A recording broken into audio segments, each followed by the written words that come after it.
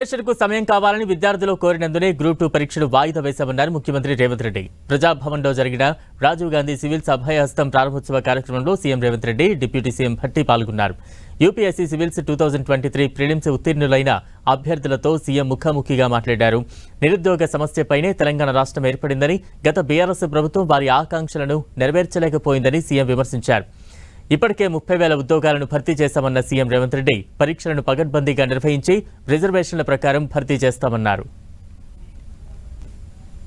ఈ ప్రభుత్వానికి మొదటి ప్రాధాన్యత నిరుద్యోగ సమస్యను పరిష్కరించడము. నిరుద్యోగ సమస్యను పరిష్కరించాలంటే ప్రభుత్వం మీద వాళ్ళకు విశ్వాసం, నమ్మకం ఉండాలి. ఈ ప్రభుత్వం పరీక్షలు సరైన సమయంలో నిర్వహిస్తుంది, సమర్థవంతంగా నిర్వహిస్తుంది, సమర్థులైన వాళ్ళను ఎంపిక చేస్తుంది, సామాజిక న్యాయాన్ని పాటిస్తుంది. SC, ST, OBC reservations and women reservations అన్నిటినీ పకడ్బందీగా అమలు చేస్తుంది. ఎవరు ఎలాంటి ఆలోచనలు కానీ అపనమ్మకాలతో ఉండాల్సిన అవసరం లేదు అనేది ఆ భావన రావడానికి